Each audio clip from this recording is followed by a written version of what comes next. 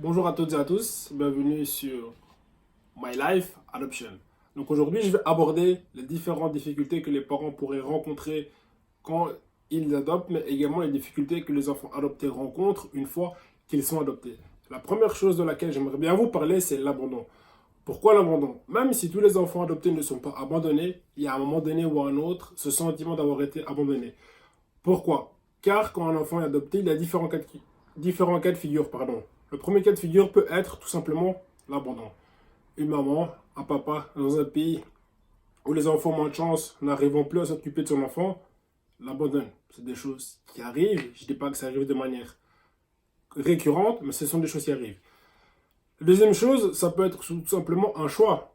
Il y a des mamans, des papas qui, après avoir eu un enfant, décident de vouloir se séparer de l'enfant pour des raisons diverses. Et la troisième chose, ça peut être tout simplement le fait qu'un enfant peut être orphelin. Évidemment, ça arrive, mais tous les enfants ne savent pas leur histoire. Et donc, il y a pas mal d'enfants adoptés qui pensent parfois, ça a été mon cas, j'éclaircirai ce point-ci dans une autre vidéo, pensent qu'ils ont été donc abandonnés. Il y a également les enfants qui sont adoptés parce que les parents ne savent plus s'occuper d'eux.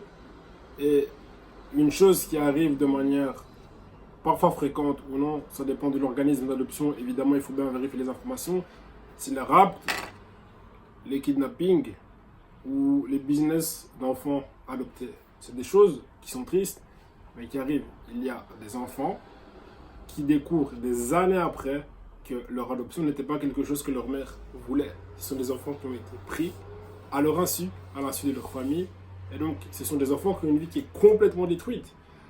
Parce que voilà, être kidnappé, avoir été rapté, ce sont des choses qui sont tristes et malheureuses. Et donc, je vous le dis, parce que voilà, tous les enfants que vous adoptez, il faut prendre vos précautions, avoir un maximum d'informations pour savoir la provenance réelle de l'enfant. Parce que adopter un enfant, c'est changer sa vie autant pour vous que pour lui.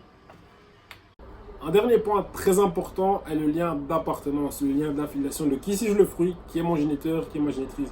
Et ça, je pense que c'est un point également très important, plus que les autres. Pourquoi? Parce que s'affilier et avoir une identité, c'est pouvoir s'affirmer. Il y a beaucoup de jeunes enfants adoptés qui ne sauront jamais de qui ils sont le fruit. Et je pense que c'est une blessure parmi tant d'autres. Et donc ici, le fait d'avoir une crise identitaire, moi, elle s'est manifestée par des comportements parfois inappropriés, par des fugues, par un renfermement sur moi, même si je suis quelqu'un de très expressif.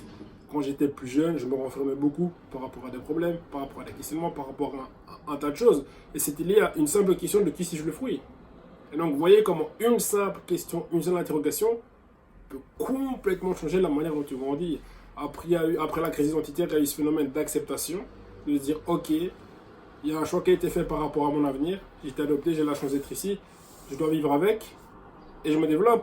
J'ai réussi à répondre à ces interrogations, et c'est pour ça qu'aujourd'hui je le vis beaucoup, mais le besoin de savoir d'où l'on vient, c'est une question existentielle, et je pense que beaucoup d'enfants vivront avec cette blessure qui petit à petit se renferme, le fait d'avoir une famille, d'avoir des amis, de faire des choses, d'avoir un travail. Un autre point qui est très important, mais qui selon moi n'est pas peut-être souvent abordé, ce sont les blessures psychiques, donc psychologiques, et les blessures physiques.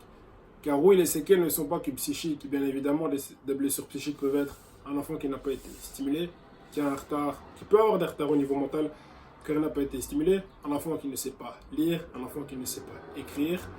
Et c'est quelque chose d'assez triste. Je prends l'exemple dans ma famille, je ne vais pas citer de nom. Un des trois enfants n'a pas eu la chance d'avoir été stimulé petit.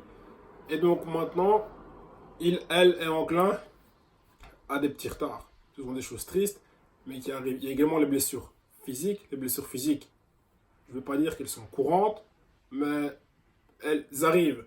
Combien d'enfants dans des pays où l'éducation est différente, où l'enfant a moins de chance, où les parents pensent d'une manière différente, ont subi donc des atrocités. On subit réellement des atrocités. Dans mon cas, j'en ai subi, c'est devenu une force.